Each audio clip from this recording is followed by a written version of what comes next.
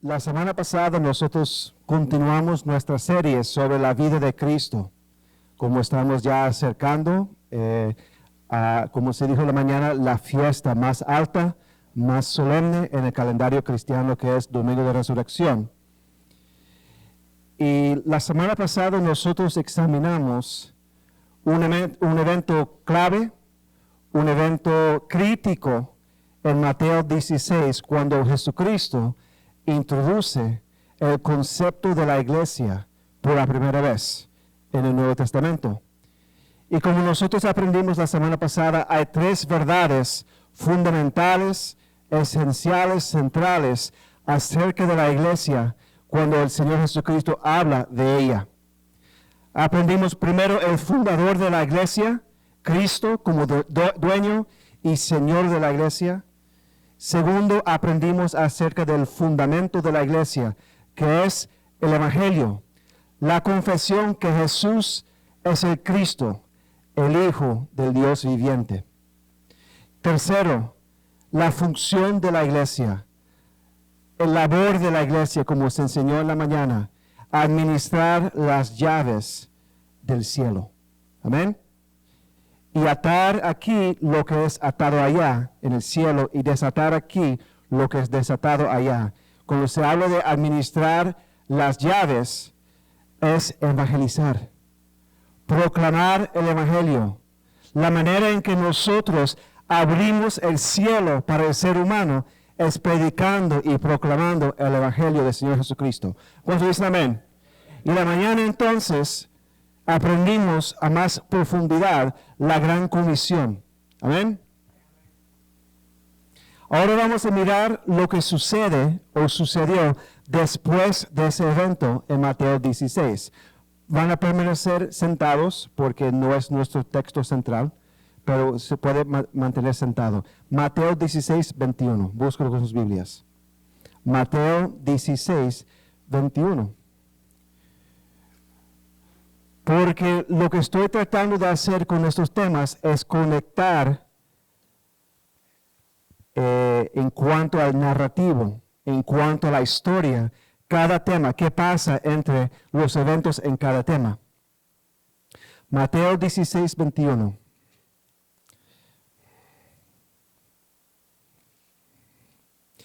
Dice la palabra del Señor.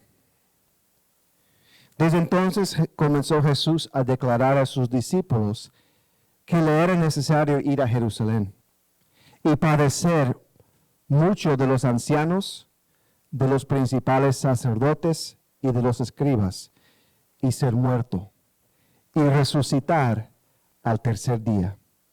Entonces Pedro, tomándolo aparte, el gran bocón, amén, hizo bien en la porción de la semana pasada. Mira lo que él dice. Comenzó a reconvenirle, diciendo: Señor, ten compasión de ti. En ninguna manera esto te acontezca.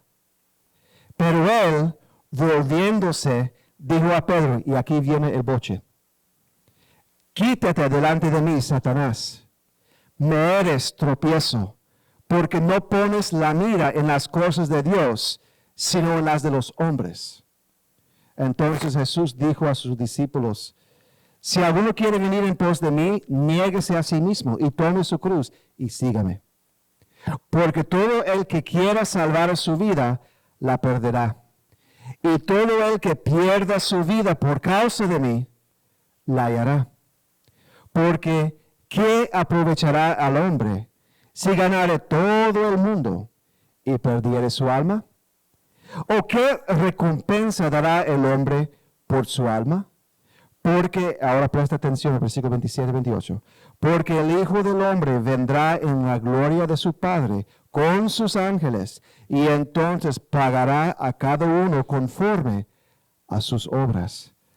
De cierto os digo que a algunos de los que están aquí, que no gustarán la muerte hasta que hayan visto al Hijo del Hombre viniendo en su reino.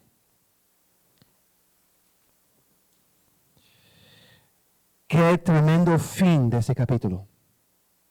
Que nosotros como creyentes deberíamos conducir a nuestras vidas tomar nuestras decisiones a la luz del hecho que el Hijo del Hombre, Jesucristo mismo, va a regresar en la gloria de su Padre con sus ángeles y va a juzgar al mundo. ¿Qué pensamiento más sublime, más grande contemplar el regreso del Señor Jesucristo? ¿Cuándo dicen amén?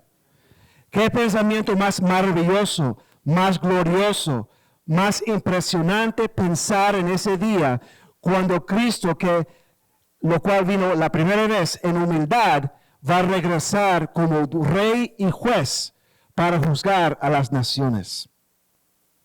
Creo que estas palabras pesaban en la mente de los discípulos. ¿Cómo sería cuando Cristo venga en gloria? ¿Cómo va a ser cuando Él venga? Dice, versículo 27, porque el Hijo del Hombre vendrá en la gloria de su Padre con sus ángeles. ¿Cómo será eso cuando Él regresa en gloria, en la gloria del Padre con los ángeles y pagará a cada uno conforme a sus obras? Y quizás pensaban también, ¿y cuáles de nosotros hemos de ver el Hijo del Hombre viniendo en su reino antes de gustar la muerte? Porque el versículo 28, Él dice eso. Y quizás ellos se preguntaban, ¿y quiénes de nosotros vamos a ver ese día cuando Jesús regresa en gloria? Bueno, el capítulo 17 es el cumplimiento del versículo 28. Capítulo 17, versículo 1. Por favor, póngase de pie.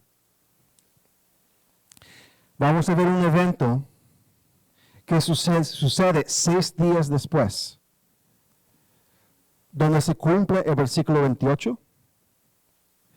Y es una continuación de lo que Cristo había estado diciendo al final del capítulo 16. Mateo 17, del 1 al 9.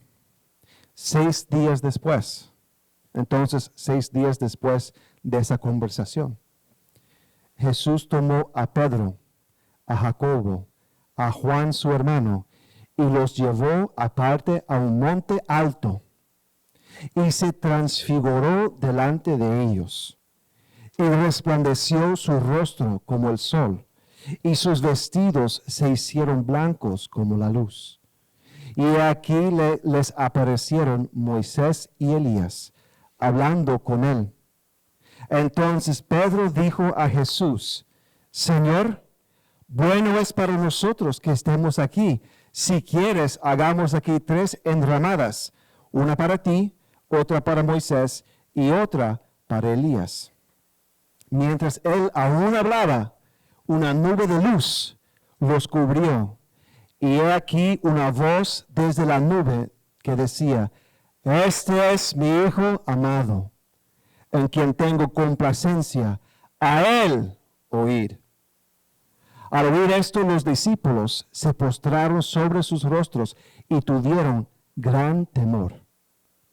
Entonces Jesús se acercó y los tocó y dijo, levantaos y no temáis. Y alzando ellos los ojos, a nadie vieron sino a Jesús solo. Cuando descendieron del monte, Jesús les mandó diciendo, no digáis a nadie la visión hasta que el Hijo del Hombre resucite de los muertos. Que el Señor bendiga su palabra. Puede tomar asiento. 6 días, ya salió el gallo. 6 días después que Jesús había hecho esas declaraciones acerca de que el Hijo del Hombre iba a venir en la gloria de su Padre y con los ángeles para juzgar a las naciones, tenemos un evento significante, importante en el ministerio del Señor Jesucristo, donde Él da a alguno de sus discípulos como que abre la ventana del cielo para que ellos miren y se den cuenta lo que es la gloria de Cristo. Él les da la oportunidad de mirar lo que implica cuando Cristo va a venir en la gloria de su Padre. Y vemos aquí que Jesús tomó 3 de sus discípulos, Pedro, Juan y Jacobo, Y dice que subieron a un monte alto. Algunos comentaristas dicen que todavía estaban en Cesarea. Y hay unas montañas muy altas allá. Y entonces me imagino que ellos pasaron horas subiendo con el Señor Jesucristo a este monte. Y dice en el versículo 2 que Él fue transfigurado. ¿Qué significa la palabra transfigurado? La palabra griega aquí es metamorfo, una palabra que nos hemos encontrado varias veces en la Biblia. Metamorfo, que tiene conexión con la palabra metamorfosis, que es una transformación, un cambio permanente, una transformación. Él fue transformado y cambiado delante de ellos. Por ejemplo, ¿cómo se llama ese animalito que precede lo que es la mariposa? ¿Cómo? Oruga. Oruga. Lo que pasa es que todos hablan de una vez y no puedo decir oruga. Es como cuando la oruga entra en su cocoon, su cascarito, lo que se llama, y se transforma y sale como mariposa. Bueno, Jesús en ese momento fue transformado, experimentó una metamorfosis. Y vemos que cambió en dos sentidos, en dos aspectos menciona aquí. Primero, en su rostro. Mira el versículo 2. Y transfiguró delante de ellos y resplandeció su rostro como el sol. Y segundo, y sus vestidos se hicieron blancos como la luz. Y si eso no fuera suficiente para dejar a los discípulos atónitos, sin palabras, de repente aparecen dos figuras junto con Jesucristo. ¿Quiénes fueron? Moisés y Elías. Y están conversando con el Señor Jesucristo. Versículo 3. Y aquí les aparecieron Moisés y Elías hablando con él. Ahora, no sabemos cómo ellos supieron que eran Moisés y Elías. Pero me imagino que ellos estaban escuchando la conversación y cuando miramos el pasaje paralelo en Lucas, había una conversación y a lo mejor escucharon a Jesús referir a Moisés como Moisés y a Elías como Elías. Y entonces en el versículo 4, otra vez, el bocón de los discípulos habla y dice, entonces Pedro dijo a Jesús, Señor, bueno es para nosotros que estemos aquí. Si quieres, hagamos aquí 3 enramadas, 3 tiendas, una para ti, otra para Moisés y otra para Elías. Él quería conmemorar y honrar este evento al erigir esas 3 enramadas, uno en relación a cada participante en la visión, Jesús, Moisés y Elías. Versículo 5, mientras él aún hablaba, una nube de luz los cubrió y aquí una voz desde la nube que decía, este es mi Hijo amado, en quien tengo complacencia, a él oír. Vemos en el versículo 6 que ellos entonces se postraron sobre sus rostros y tuvieron gran temor, asustados. Imagínense ver esa visión. Versículo 7. Entonces Jesús se acercó y los tocó. Levantaos y no temáis. Y ellos entonces abrieron los ojos y todo había vuelto a la normalidad. Qué momento más impactante. Qué momento más impresionante. Y muchos no saben qué pensar acerca de este evento. Uno tiene varias preguntas. ¿Por qué Jesús fue transfigurado?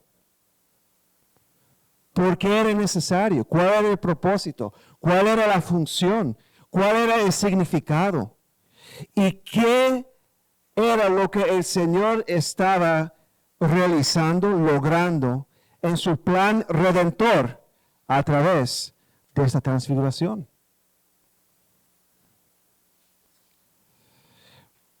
Voy a decir que el propósito, para comenzar, el propósito central del evento es hacer muy claro y muy explícito a los discípulos quién es Jesucristo realmente.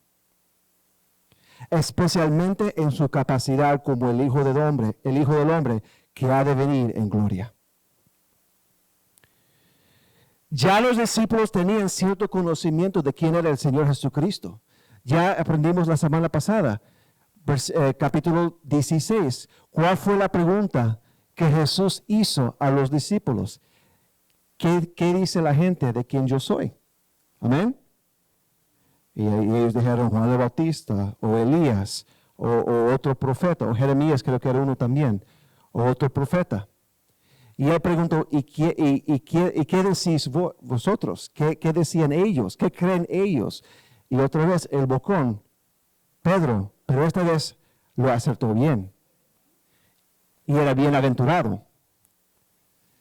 Y él dijo que usted es el Cristo, el Hijo del Dios viviente. Entonces sabemos y entendemos que ellos ya sabían que Cristo era el Mesías, el Hijo de Dios, el Hijo del Dios viviente. Y ellos sabían esto, se habían dado cuenta de esto a través de las profecías del Antiguo Testamento acerca de él, a través de las enseñanzas que él había dado a ellos y a otros, y a través de los milagros y las señales que él había hecho, entre ellos sanar a los enfermos, sacar a los demonios y resucitar a los muertos. Pero ellos nunca habían visto de manera dramática el lado divino de Cristo. Nunca habían visto de una manera muy visual la divinidad de Cristo, la gloria de Cristo. Es verdad que él había hecho milagros y señales, pero también en el Antiguo Testamento varios profetas habían hecho milagros y señales también. Pero nunca vieron evidencia visual, así a la franca, a la cara, de la divinidad y de la gloria de Cristo. Y entonces, la transfiguración fue para mostrar quién es Cristo realmente, de manera especial en su capacidad como el Hijo del Hombre, el Cristo que va a regresar para juzgar. Entonces, a través de este evento en la montaña, esta transfiguración dramática de Jesús, su propósito era para dar a los discípulos un entendimiento más profundo de quién es Jesucristo. Ahora, tomando en cuenta, mis hermanos, esto es todo introducción, tomando en cuenta el contexto, ¿por qué le fue necesario Jesús enseñar a ellos quién es Él realmente? Era para fortalecer la fe de los discípulos. ¿Por qué era necesario fortalecer la fe de los discípulos? Porque hace 6 días Él había declarado a ellos que le era necesario ir a Jerusalén y padecer y morir y resucitar al tercer día. Y pregunto, ¿cuál fue la reacción de los discípulos cuando Él les dijo eso? Tomaron mal el asunto. ¿Amén? Tomaron mal el asunto. ¿Por qué decimos que tomaron mal el asunto? Porque Pedro quería persuadirlo como que, Señor, ¿cómo se dice? Es un insulto lo que dice realmente Pedro. Es una barbaridad lo que él dice, Pedro. Dice, versículo 22, 16, 22. Entonces Pedro, tomándolo aparte, comenzó a reconvenirle. En inglés, no sé cómo se entiende la palabra reconvenir en el español, pero en inglés es reprender.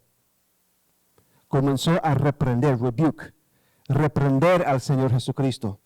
Y dice, Señor, ten compasión de ti. Como que debería tener más autoestima, más fuerte, más grande. Señor, tenga compasión de ti, en ninguna manera esto te acontezca. ¿Y cuál fue la respuesta de Jesús? Quítate delante de mí, Satanás, me eres tropiezo, porque no pones la mira en las cosas de Dios, sino en las de los hombres. Entonces, ¿cuál fue la reacción de los discípulos frente a la verdad de que Cristo iba a ser torturado, asesinado, sepultado y resucitado? Lo tomaron mal. Ahora, ¿por qué lo tomaron mal? Quizás en parte porque tenían cariño hacia Él. Amén. Porque habían pasado, dice aquí, que esto fue aproximadamente 6 meses antes de la crucifixión. Quizás tenían cariño para con Él. Pero más que eso, se sintieron decepcionados. Porque pensaban que el Mesías iba a venir para reinar de una vez. El concepto judío del Mesías. Por eso muchos de los judíos no creían que Jesús era el Mesías. Y entonces, después de escuchar esa noticia, los discípulos, muy probable, su fe estaba fallando. ¿Por qué? Porque aquel que ellos habían depositado su fe, dijo que iba a morir. Y entonces, 6 días después, este evento sucede para enseñar a ellos quién es Él realmente. No es un tipo regular. No es un ser humano. No es simplemente un hombre que va a morir. Es el Cristo que viene en gloria. Y eso fue el propósito, mis hermanos, de levantar los ánimos, de levantar la fe de ellos. Esta noche vamos a mirar y vamos a estudiar 3 aspectos, sí, 3. 3 aspectos del Señor Jesucristo que podemos mirar y valorar y apreciar a través de la transfiguración. Primer aspecto. Bueno, vamos a orar, hermanos. Padre, Señor, gracias, Señor, por esta noche, por su amor, por su misericordia, por su bondad. Gracias por su palabra que nos enseña y que nos instruye. Y pido, Señor, que me dé claridad, dominio, Señor, del idioma, Señor, claridad de ideas para comunicar lo que usted me ha enseñado. Gracias, Padre. Bendiga a cada hermano, cada hermana, que su Santo Espíritu nos guíe en el estudio, en el aprendizaje de su palabra. Gracias, Señor, en el nombre de Jesús. Amén. Primer aspecto demostrado a través de la transfiguración, primer aspecto de Cristo, es el aspecto más vívido y más visual en la transfiguración. Podemos ver su gloria revelada, evidenciada y mostrada a través de su rostro, lo cual se convirtió en luz como del sol, y también en sus vestidos que brillaban como la luz. Y es impresionante este evento, mis hermanos, porque hasta el momento el aspecto físico del Señor Jesucristo siempre fue humano. Nunca había mostrado algo divino físicamente delante de ellos. Y tenemos que entender que eso era parte del plan de Dios, de que el Señor Jesucristo abandonara su gloria en el cielo y tomara la forma de hombre para habitar entre nosotros y ser como nosotros. Busquen sus Biblias, Filipenses 2:5. Filipenses 2:5.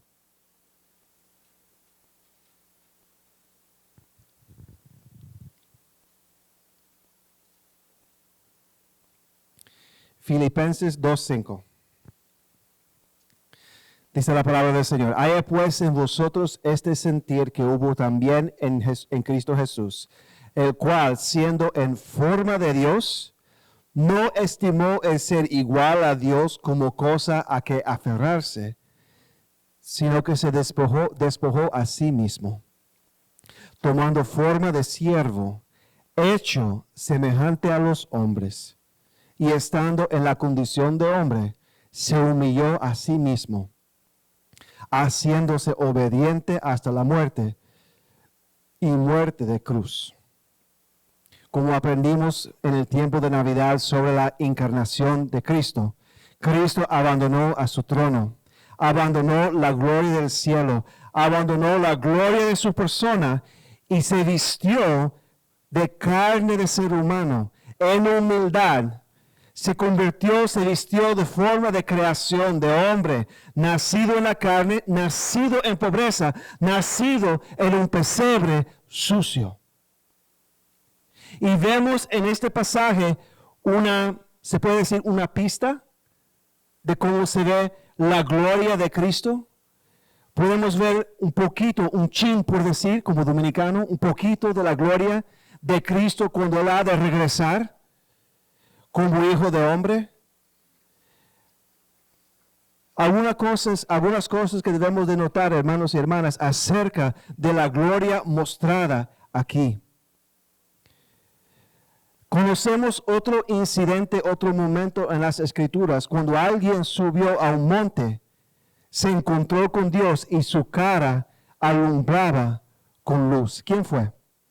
Moisés. Éxodo 34:29, no hay que buscarlo, dice, y aconteció que descendiendo Moisés del monte Sinaí con las 2 tablas del testimonio en su mano, al descender del monte, no sabía Moisés que la piel de su rostro resplandecía después que hubo hablado con Dios. Pero hay una diferencia muy grande entre Moisés y Jesucristo. Hay una diferencia muy grande. Porque en el caso de Moisés, su cara resplandecía porque él había estado en la presencia de Dios. Y entonces, de la misma manera que la luna no tiene luz propia, la luna refleja la luz de ¿qué?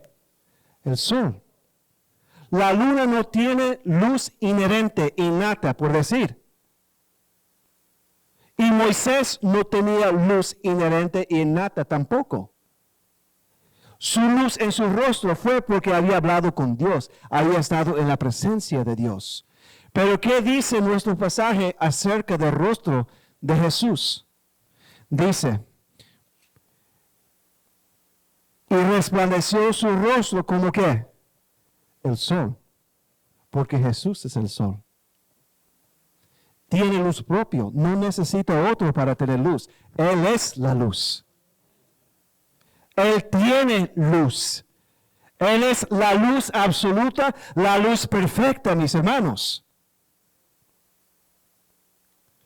Busca Apocalipsis 21:23.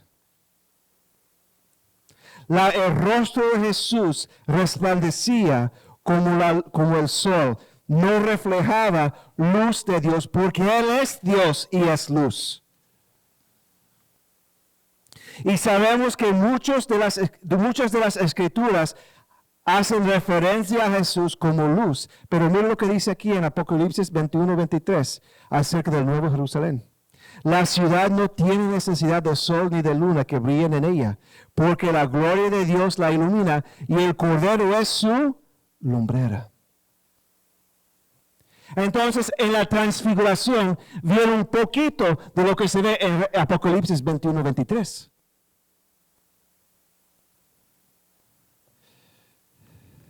Entonces, la pregunta es para nosotros, mis hermanos, ¿cuál es este primer aspecto? La gloria de Cristo. Él mostró su gloria, que no había mostrado de esa forma antes. La pregunta es entonces para nosotros, ¿y entonces y qué? ¿Cuál es la relevancia para nosotros? ¿Cuál es la implicación para nosotros, mis hermanos, de que en este momento de la transfiguración podemos ver la gloria de Cristo? Primero, nos da esperanza y expectación que seremos testigos de su gloria cuando Él regresa por su gente, por su pueblo. Busque 1 Tesalonicenses 4:16-17. En el rapto de la iglesia. La gloria de Cristo es relevante para nosotros. La gloria que vemos aquí en la transfiguración es relevante para nosotros como creyentes porque nos da la expectativa, la esperanza de esos momentos esenciales que han de acontecer en el futuro. Dice versículo 16 al 17 de 1 Tesalonicenses 4, porque el Señor mismo con voz de mando, con voz de arcángel y con trompeta de Dios, descenderá de los cielos y los muertos en Cristo resucitarán primero. Luego nosotros, los que vivimos, lo que hayamos quedado, seremos arrebatados juntamente con ellos en las nubes para recibir al Señor en el aire, y así estaremos siempre con el Señor. La gloria de Cristo en Mateo 16 nos da expectativa y esperanza de la gloria que vamos a ver cuando Él venga por su iglesia. Nos da esperanza y expectación de la gloria que vamos a ver cuando el juez juzga las naciones. Busque Apocalipsis 19, 11 al 16. Apocalipsis 19, 11 al 16. Entonces vi el cielo abierto, y aquí un caballo blanco, y el que lo montaba se llamaba Fiel y Verdadero, y con justicia juzga y pelea. Sus ojos eran como llama de fuego, y había en su cabeza muchas diademas, y tenía un nombre escrito que ninguno conocía sino él mismo. Estaba vestido de una ropa teñida en sangre, y su nombre es el Verbo de Dios. Y los ejércitos celestiales vestidos de lino finísimo, blanco y limpio, le seguían en caballos blancos. De su boca sale una espada aguda para herir con ella a las naciones, y él las regirá con vara de hierro, y él pisa el lagar del vino y el furor y de la ira del Dios Todopoderoso. Y en su vestidura y en su muslo tiene escrito este nombre: Rey de Reyes y Señor de Señores. Eso será un día glorioso, mis hermanos, cuando Él venga para tomar su reino. Apocalipsis 20, 11 a 15. En el juicio del gran trono blanco, y vi un gran trono blanco, y el que estaba sentado en él, de delante del cual huyeron la tierra y el cielo, y ningún lugar se encontró para ellos. Y vi a los muertos, grandes y pequeños, de pie ante Dios, y los libros fueron abiertos, y otro libro fue abierto, el cual es el libro de la vida, y fueron juzgados los muertos por las cosas que estaban escritas en los libros, según sus obras. Y el mar entregó los muertos que había en él, y la muerte y el Hades entregaron los muertos que había en ellos, y fueron juzgados cada uno según sus obras. Y la muerte y el Hades fueron lanzados al lago de fuego. Esta es la muerte segunda, y el que no se halló escrito en el libro de la vida fue lanzado al lago de fuego. ¿Por qué menciono estos pasajes, mis hermanos? Porque nos recuerda del futuro glorioso que nos espera. Cristo mostró su gloria en la transfiguración para mostrar a los discípulos que Él tiene gloria, que Él es gloria. Y eso es para ánimo para nosotros, porque vamos a ver su gloria cuando venga por su iglesia, cuando juzga las naciones y cuando juzga todo ser humano en el gran trono blanco. ¿Cuántos de ustedes últimamente en estos meses, en estos últimos años han dicho: Señor, regresa ahora, por favor? El mundo está loco, mis hermanos. El mundo está completamente loco. Una pandemia, una posible tercera guerra mundial, una cultura que está enloquecida completamente, donde los hombres no saben si son hombres y las mujeres ya no saben si son mujeres. Donde dice a lo malo bueno y a lo bueno malo. Donde la delincuencia está aumentando todos los días. Usted dio testimonio el miércoles de un tiroteo ahí en la esquina de su casa. Aquí en Yonkers. Sandy se mudó para Yonkers. Bienvenido.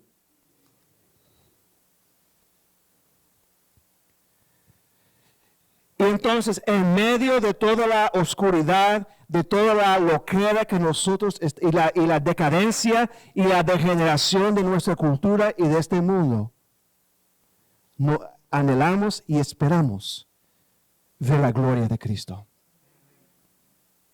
Ver la gloria de Cristo. Problemas en el trabajo, problemas en la calle, problemas en el tren. Señor, venga hoy día. Señor, venga hoy día, por favor, para que veamos su gloria y no la gloria de los hombres, que es un desastre. Una suciedad, no una sociedad. ¿Cuánto dicen amén? Entonces, ese aspecto de la persona de Cristo, su gloria, que vemos en la transfiguración, eso fue solamente por un momento con los discípulos. Nosotros lo veremos por la eternidad. Amén. Y también deberíamos considerar la gloria, cómo la gloria de Cristo se aplica a nuestras vidas individuales todos los días. La gloria de Cristo es manifestada en nuestras vidas todos los días. No necesitamos esos eventos futuros enormes que acabo de mencionar para que en este momento podamos ver la gloria de Cristo en nuestras propias vidas. ¿De qué manera? El hecho que mañana usted va a despertar, si el Señor permite. El hecho que usted despertó esta mañana, mejor decir, el hecho que usted despertó esta mañana con aliento de vida. ¿Quién es aquel que sostiene la vida de nosotros? Dice la Biblia que es Cristo, en el libro de Colosenses capítulo 1. El hecho que nosotros tenemos trabajo, empleo, de qué comer, dónde vivir. El hecho que nosotros tenemos salud, y si no tenemos salud, el Señor nos está dando la fuerza para vivir a pesar de la falta de salud. Hermano Tony, ¿usted no vio la gloria de Cristo en su propia crisis de salud? Hermano Tony estaba dejado por muerto años atrás, ¿cierto? El jueves caminó de Dykeman a donde yo vivía, aquí en Yonkers. Que de aquí, de la iglesia, son como 20 minutos caminando. Y usted tenía problemas de corazón. Bueno, el rostro suyo, la cara que usted tiene. No. Y otros problemas de salud, ¿cierto? Y a pesar de eso, ¿usted vio la gloria de Cristo en su vida? Amén. Caminó de Dykeman el jueves aquí a Yonkers, como 2 horas y media caminando. Y nosotros que supuestamente tenemos salud, no podemos caminar 3 cuadras. Y me incluyo en ese grupo. Pero eso es una muestra de la gloria de Cristo. Una persona convertida por la cual usted había estado orando por años. Aquí tenemos ejemplares. Gudelia y Héctor, Alex y otros. ¿No es una muestra de la gloria de Cristo? Respuestas a la oración. Esta propiedad que nosotros tenemos. Una respuesta de oración pasó de ¿cuántos años? ¿Cuántos años orando por esta propiedad? 10 años. Orando, buscando, tocando puertas abriendo y cerrando. Y el Señor nos trajo aquí. ¿No es esto una muestra de la gloria de Cristo? Oraciones contestadas. Almas convertidas. ¿Cuántos de nosotros hemos visto el Señor tomar una persona que decimos, imposible que esa persona se convierta? Y el Señor los agarra y se convirtió. Imposible para nosotros, pero no para Él. El problema de nosotros no es que la gloria de Cristo no es manifestado en nuestra vida diaria. Es que nosotros somos ciegos para verlo. ¿Por qué? ¿O porque demos la gloria a otros o a nosotros mismos? Amén. El trabajo que usted tiene de bibliotecaria, ¿sabes usted? Librarian. De bibliotecaria. La hermana estaba diciendo en el inicio del año que ella quisiera cambiar para ser bibliotecaria.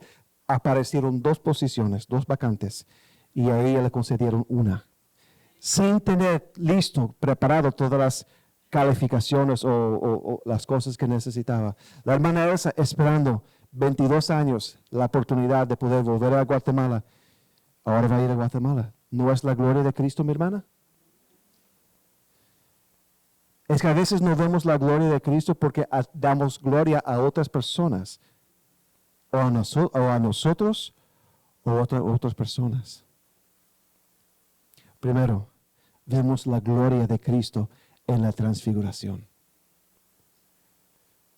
No robemos la gloria a Cristo. El cambio que el Señor ha hecho en su vida, las bendiciones que ha otorgado en su vida, en nuestras vidas, no demos gloria a nadie más, sino a solamente Él. ¿Cuántos dicen amén? Amén. Entonces, el primer aspecto, la gloria de Cristo, mostrado en su rostro, alumbrado como el sol, y sus vestidos brillando como luz. Segundo, el segundo aspecto que vemos en este pasaje es la preeminencia de Cristo. Primero su gloria, segundo su preeminencia. Y vamos a definir lo que significa preeminencia de aquí un poco. Miremos el versículo 3 al 5, los versículos 3 al 5. Mateo 17, 3 al 5. Y he aquí, les aparecieron Moisés y Elías, hablando con él. Entonces Pedro dijo a Jesús, Señor, bueno es para nosotros que estemos aquí. Si quieres, hagamos aquí 3 enramadas, una para ti, otra para Moisés y otra para Elías.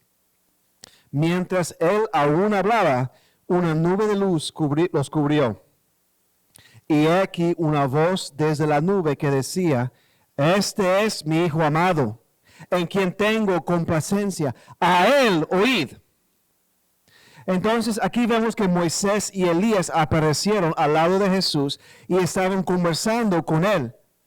¿De qué conversaban? Busca Lucas capítulo 9, versículo 30. Es el pasaje paralelo en Lucas. Lucas 9, 30 al 31.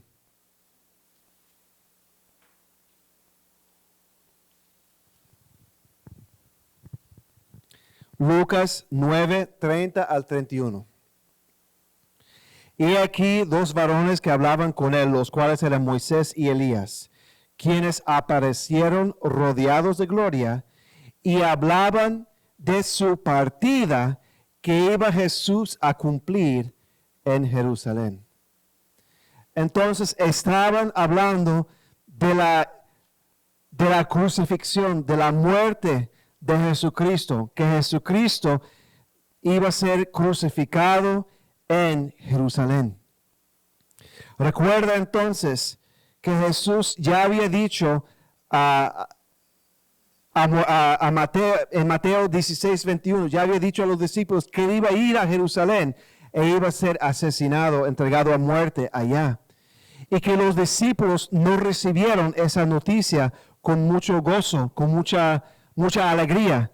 Pero Elías y Moisés, yo creo que al contrario, recibieron con noticias el hecho que Cristo iba a ser entregado en Jerusalén para muerte. Moisés y Elías se contentaron con eso. ¿Por qué? Porque entendían los propósitos de Dios. ¿Por qué?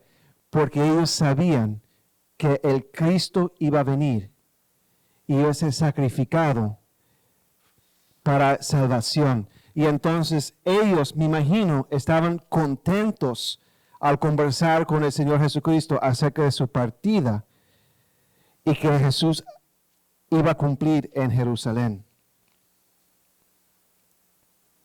Entonces, volviendo a Mateo 17, ¿cuál fue la reacción de Pedro al ver Jesús, Moisés y Elías conversando?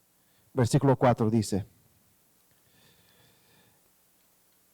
entonces Pedro dijo a Jesús, Señor, bueno es para nosotros que estemos aquí. si quieres, hagamos aquí 3 enramadas, una para ti, otra para Moisés y otra para Elías. Él propuso erigir 3 tabernáculos, 3 tiendas para honrar a cada uno de ellos como forma de adoración. Y el versículo 5 dice aquí, mientras él aún hablaba, o sea, Pedro está hablando y entonces de repente, mientras él habla, hay otra escena aquí. Una nube de luz los cubrió y he aquí una voz desde la nube que decía, este es mi Hijo amado en quien tengo complacencia, a él oír. Mi pregunta es, ¿por qué el Padre habló en ese momento? Era para interrumpir la necedad que decía Pedro. Ahora vamos a explicar por qué era necedad lo que decía Pedro. Lo que era la razón por la cual lo que Pedro dijo era incorrecto, era que él había hecho igual Jesús con Moisés y Elías. ¿En cómo? Diciendo, vamos a erigir una tienda para ti, una tienda para ti y una tienda para ti. Parece como Balbuena, una mentita para ti, una mentita para ti y una mentita para ti. ¿Y qué hizo entonces Pedro al decir que va a erigir una enramada, una tienda, un tabernáculo para Moisés, para Elías y para Jesús? Los trató Jesús igual, lo consideró igual a Moisés y a Elías. Por eso entonces el Señor dice, esto es mi Hijo amado. Levantó Jesús. Subió Jesús. Y es curioso, mis hermanos, porque fue Pedro mismo que dijo en Mateo 16, tú eres el Cristo, el Hijo del Dios viviente. Entonces, ¿por qué en ese momento trató Jesús igual a Moisés y a Elías? No tiene sentido. Lo que pasa, buscan Lucas capítulo 9. Mira el pasaje paralelo. Me da risa lo que dice la Biblia.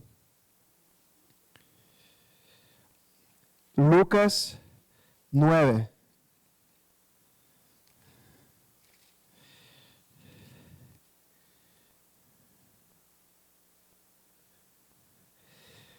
Versículo 33. Y sucedió que apartándose ellos de él, Pedro dijo a Jesús, Maestro, bueno es para nosotros que estemos aquí y hagamos 3 enramadas, una para ti, una para Moisés y una para Elías, no sabiendo lo que decía. Estaba hablando necedad. Estaba tan espantado por lo que él vio. Pero no pudo que aguantarse estar callado en el espanto, hermano Eliezer. Como Pedro tuvo que decir algo. Hay que conmemorar el momento con algo, con algunas palabras. Y tremenda metida de pata que hizo en ese momento. Porque bajó el Hijo del Dios viviente al nivel de Moisés y Elías. Y levantó Moisés y Elías para que fueran igual al Hijo del Dios viviente. Y entonces el Padre en ese momento interviene. Y él dice, volvemos a Mateo 17. Él dice, este es mi Hijo amado, en quien tengo complacencia, a él oír. El Padre estaba corrigiendo el hecho que Pedro no había tratado a Jesús como el Hijo de Dios, y por eso él dice, este es mi Hijo amado.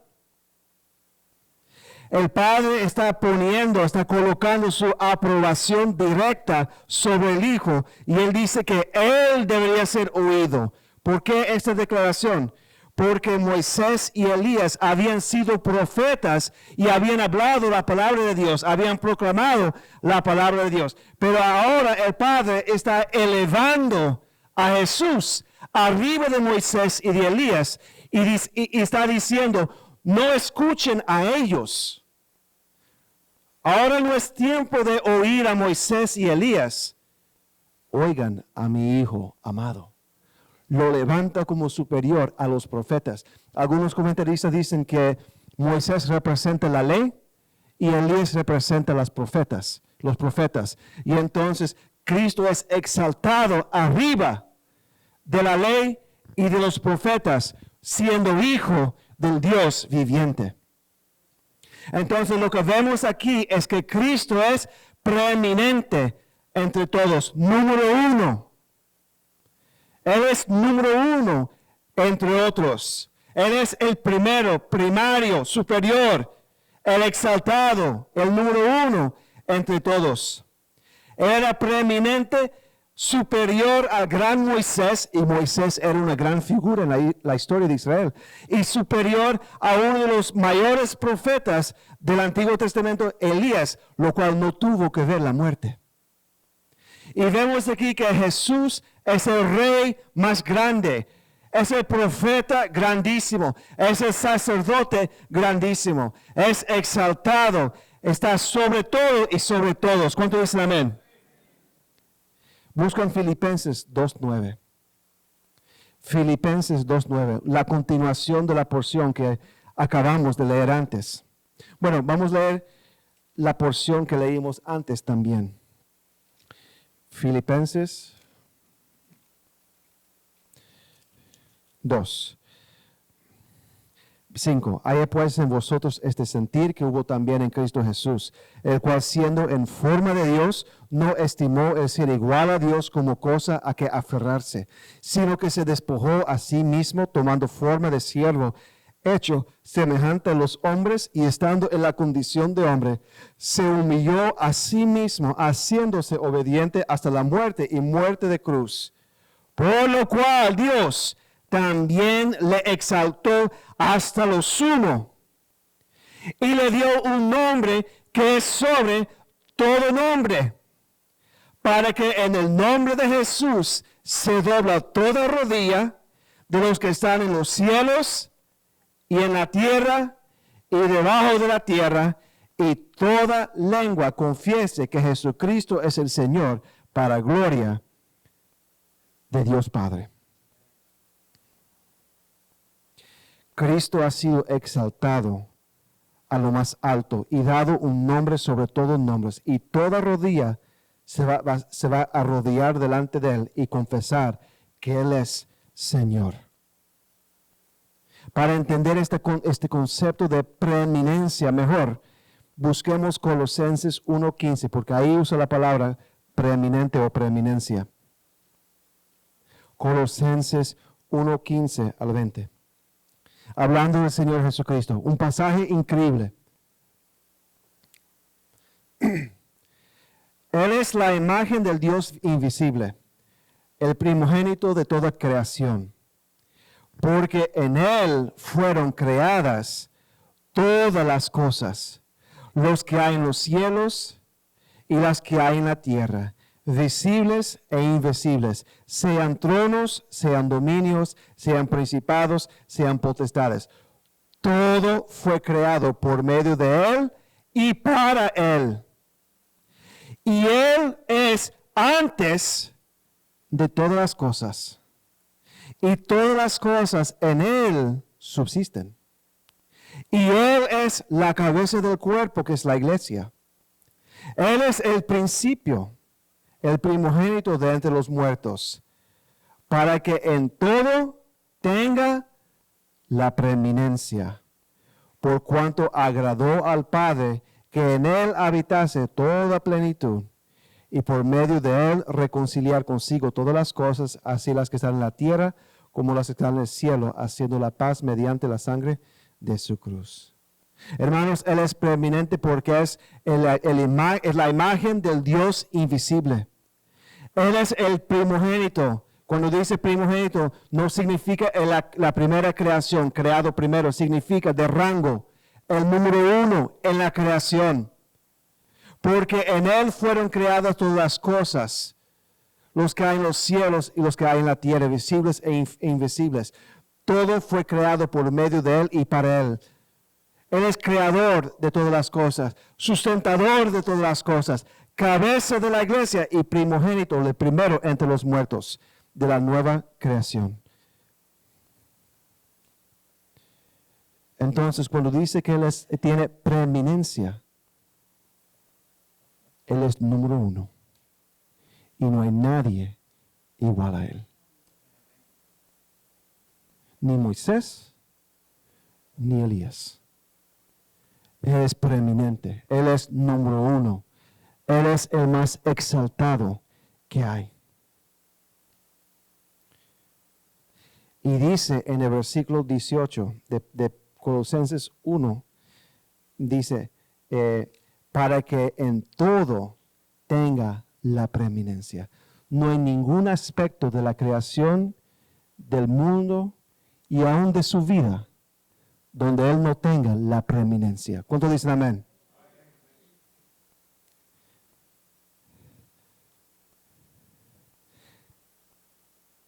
Aplicando esto a nuestras vidas, podemos entender que Colosenses 1:18 significa que Él debería ser número uno en nuestras vidas. Arriba de nosotros, arriba de nuestro esposo, nuestra esposa, arriba de nuestros hijos, arriba de nuestros padres, arriba de nuestras amistades, arriba de nuestros trabajos, nuestras profesiones, arriba de nuestros estudios, nuestra universidad, nuestra escuela, nuestros hobbies, nuestros deseos y aún nuestros sueños. Él tiene la preeminencia sobre todo eso. La pregunta es, objetivamente, Él es preeminente sobre todas esas cosas. Pero la pregunta es si nosotros lo tenemos como preeminente en todas esas cosas. Cuando colocamos, justamente en la mañana, una hermana aquí me estaba comentando que tiene un pariente que ha caído en ese asunto de ser transgénero. Y ese pariente que tiene, el pariente que está metido en eso, supuestamente es cristiano. Pero esa persona olvidó de su cristianismo para aceptar y justificar lo que está haciendo su pariente, esa persona.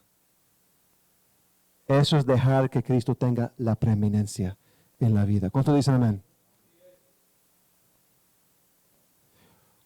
Cuando dejemos de venir a la iglesia porque estamos buscando un trabajo que paga mejor, pero requiere que uno trabaje el día domingo, eso es no tener Cristo como preeminente en nuestras vidas.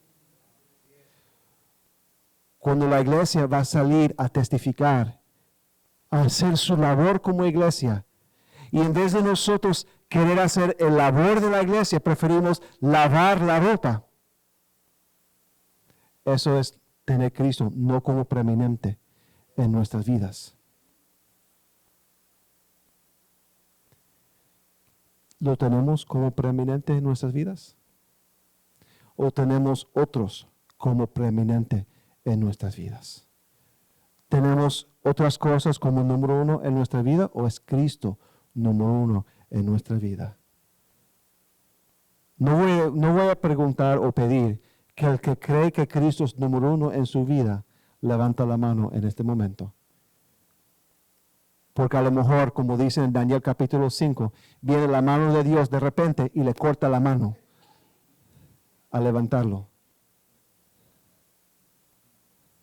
Porque todos nosotros luchamos de una forma u otra con idolatría en nuestra vida.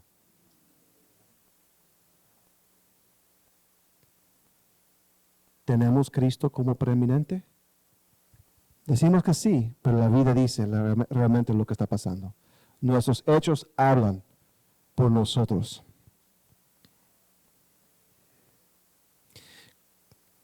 Cristo debería ser preeminente en cómo nosotros nos conducimos en nuestra vida. Nuestra motivación mayor en nuestra vida debería ser agradarlo, honrarlo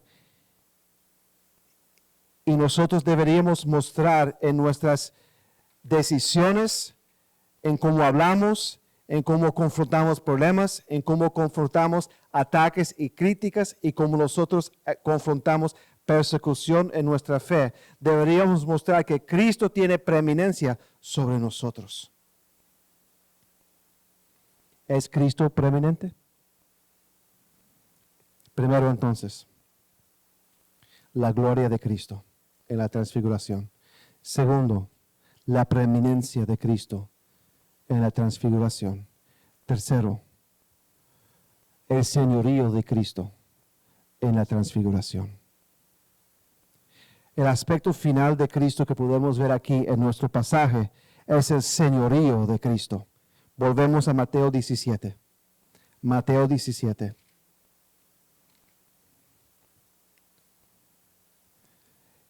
En el versículo 5 dice, mientras él aún hablaba, una nube de luz los cubrió, y he aquí una voz desde la nube que decía, este es mi Hijo amado, en quien tengo complacencia.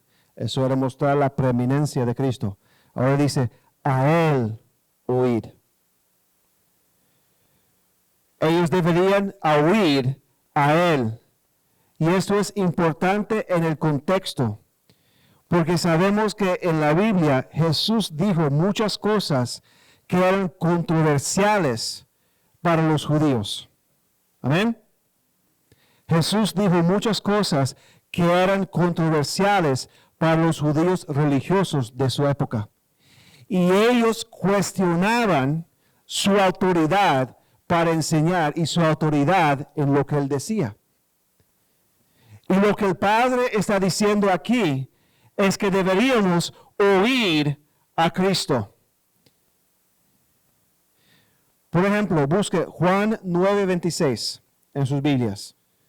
Los judíos no querían escucharle, ellos cuestionaban su autoridad y ellos preferían oír a Moisés de que oír a Jesús. Juan 9:26 a 29. Dice, le volvieron a decir, ¿qué te hizo? Esto es el incidente con el hombre ciego que había sido sanado por Jesús. Y después los judíos en la autoridad cuestionaron al hombre que una vez fue ciego. Le volvieron a decir, ¿qué te hizo? ¿Cómo te abrió los ojos? Él les respondió, ya os lo he dicho y no habéis querido oír. ¿Por qué lo queréis oír otra vez? ¿Queréis también vosotros haceros sus discípulos? ¡Qué boche! Y le injuriaron y dijeron, tú eres su discípulo, pero nosotros, discípulos de Moisés somos. Nosotros sabemos que Dios ha hablado a Moisés, pero el respeto a ese, mira el desprecio. Respeto a ese, no sabemos de dónde sea. Buscan Juan 5, 43, 47.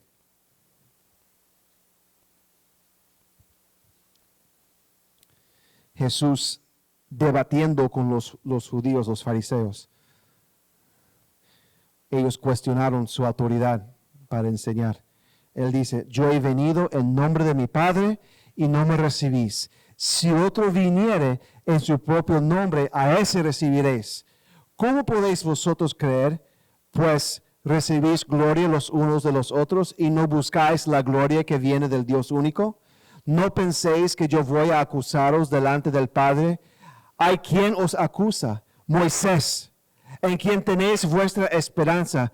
Porque si creyeses a Moisés, me creerías a mí, porque de mí escribió él. Pero si no creéis a sus escritos, ¿cómo creéis a mis palabras? Entonces, lo que quiero mostrar con estos pasajes es que los judíos, por lo general, no querían escuchar a Jesús. Preferían a Moisés. Y ellos cuestionaban la autoridad de Jesús para hablar. ¿Qué está afirmando el Padre en Mateo 17:5? A Él oír. Él es Señor. Él tiene autoridad. Él tiene autoridad para proclamar y para enseñar. A Él oír. Y implícitamente, no oigan a Moisés, no oigan a Elías ahora, oigan a Jesús.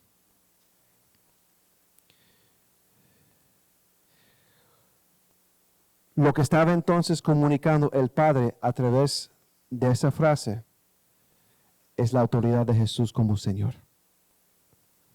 Él es Señor. Vemos su señorío como Hijo de Dios. Mis hermanos, nosotros como creyentes somos llamados no solamente a ver la gloria de Cristo y tenerlo en un lugar preeminente en nuestras vidas, sino que Él también debería ser Señor de nuestras vidas. Él tiene señorío sobre nuestras vidas. Significa que Él es Rey de nuestras vidas, gobernador de nuestras vidas, la autoridad preeminente en nuestras vidas. Significa que nuestras vidas deberían ser rendidas a su voluntad y no a nuestra propia voluntad. Somos llamados a vivir como esclavos, siervos de Cristo, siervos del Rey, siervos del gobernador. ¿Cuánto dicen amén? La vida que tenemos aquí en la tierra ya no es nuestra. El pastor lo enseñó en la mañana. No es nuestra. Alex, fuiste salvo no para vivir para ti, es para vivir para Él. Si vivimos, para Él vivimos. Si morimos, para Él morimos. Sea que vivamos, sea que muramos, somos del Señor. Somos del Señor. A Él oír. Él es Señor, Él es gobernador, Él es Rey sobre nuestras vidas y ya no vivimos por nosotros mismos. Y la implicación aquí es que nosotros tenemos que obedecer a sus mandatos, obedecer su voluntad, obedecer su palabra, la cual tiene autoridad plena y absoluta sobre nosotros. Lucas 6:46 dice, ¿por qué me llamáis Señor, Señor, y no hacéis lo que yo digo? Sus palabras, su voluntad, tiene autoridad sobre todo aspecto de nuestro ser. Dice la Biblia que nosotros somos tripartitos, no tripas, tripartitos. Significa que nosotros tenemos espíritu, alma y cuerpo. 1 Tesalonicenses 5:23 dice, y el mismo Dios de paz os santifique por completo. Ahora explica lo que es el completo del ser humano. Y todo vuestro ser, espíritu, alma y cuerpo sea guardado irreprensible para la venida de nuestro Señor Jesucristo. Todo aspecto de nuestra vida tiene que ser sometida al señorío de Jesucristo. Espíritu, alma y cuerpo.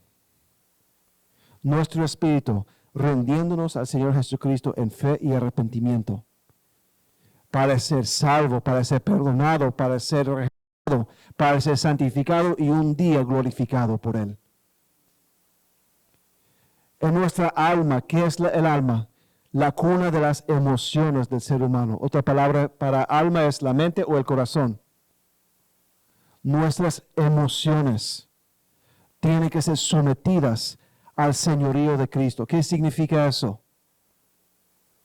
Esa amargura que tienes, esa envidia que tienes, ese odio que tienes, ese rancor que tienes, esa felicidad que tienes, ese contentamiento que tienes, tiene que ser sometido a Cristo. Entregándolo a Él. Y si tienes amargura, odio, enojo, lo que sea, entrégaselo a Él y Él se encarga de eso. Espíritu, alma y cuerpo. Al Señor le importa lo que hacemos con nuestros cuerpos. Amén. Dice la Biblia que nuestro cuerpo es templo del Espíritu Santo. Busquen en la Biblia. 1 Corintios capítulo 6. 1 Corintios 6, 19.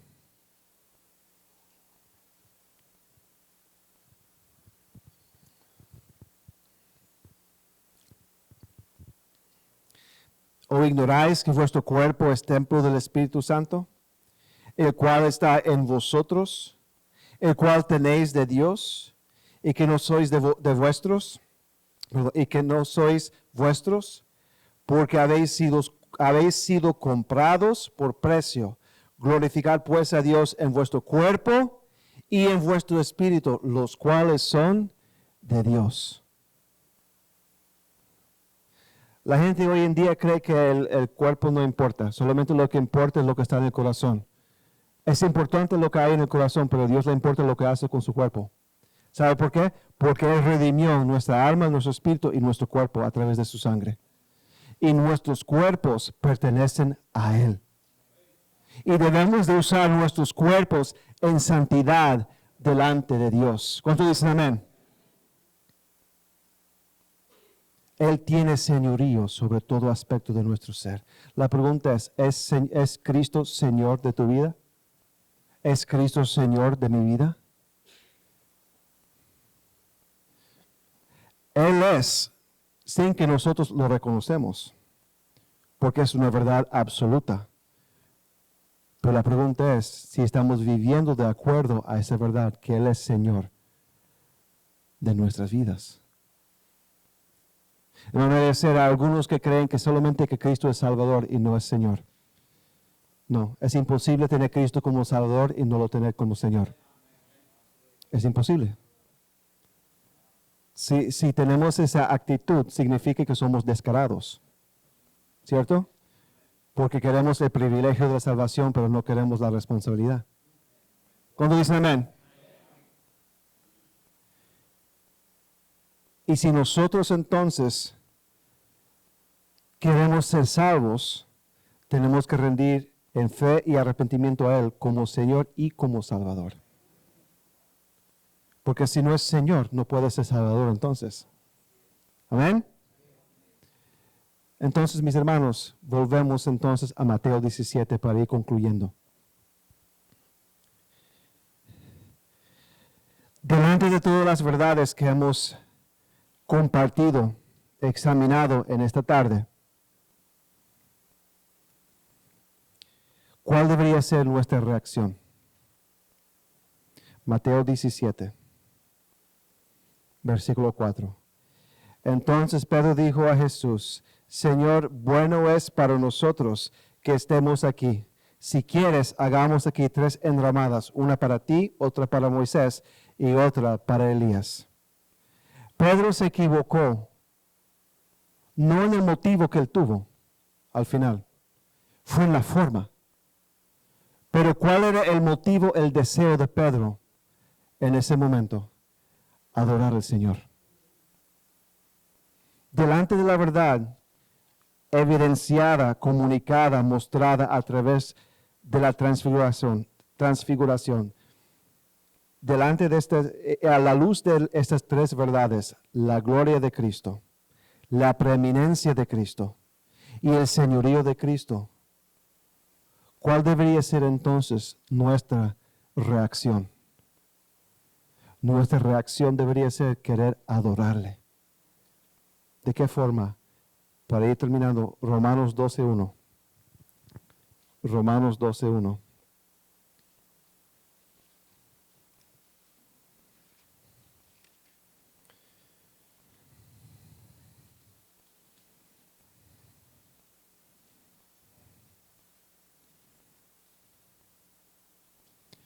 Así que, hermanos, os ruego por las misericordias de Dios que presentéis vuestros cuerpos, vuestras vidas, vuestras emociones, vuestros sentimientos, que presentéis vuestros cuerpos en sacrificio vivo, santo, agradable a Dios, que es vuestro culto, vuestra adoración racional, razonable.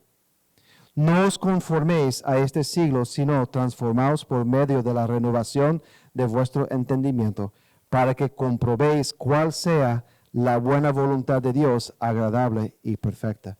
Mis hermanos, nosotros deberíamos entonces, como respuesta a estas verdades de la transfiguración que vemos acerca de Cristo, su gloria, su preeminencia y su señorío, deberíamos adorarle, dando nuestra vida, cuerpo, espíritu y alma en sacrificio a Él, en servicio a Él, sometiéndonos y poniéndonos nosotros a las manos de Él para sus propósitos. ¿Cuántos dicen amén? Eso es lo que debemos de hacer a la luz de estas verdades, mis hermanos. La transfiguración, un chin de la gloria de Cristo, para que los discípulos vieran lo que viene. En ese pasaje vemos lo que ha de venir y cuán glorioso será ese día. Amén. Todos de pie. Padre, Señor, gracias, Señor, por este día, por este momento. Señor, gracias por su palabra. Gracias, Señor, por ese momento glorioso, Señor, en que su gloria, su preeminencia y su señorío fueron manifestados, Señor, para los discípulos y para nosotros a través de su palabra. Pido, Señor, que bendiga a cada hermano, a cada hermana, Señor. Bendiga mi vida, Señor, para que nosotros vivamos vidas, Señor, que muestran estas verdades. Su gloria, ayúdanos a ver su gloria en cada día, Señor. Su preeminencia, Señor. Ayúdanos, Señor, a no tener, Señor, ídolos en nuestra vida, tratando de robar su preeminencia en nuestra vida. Y, Señor, su señoría, ayúdanos, Señor, a ser obedientes a su voluntad, rendidos, Señor, a su voluntad, Padre. Gracias, Señor. Gracias por este momento. Bendiga a cada hermano, cada hermana, en el nombre de Jesús. Amén.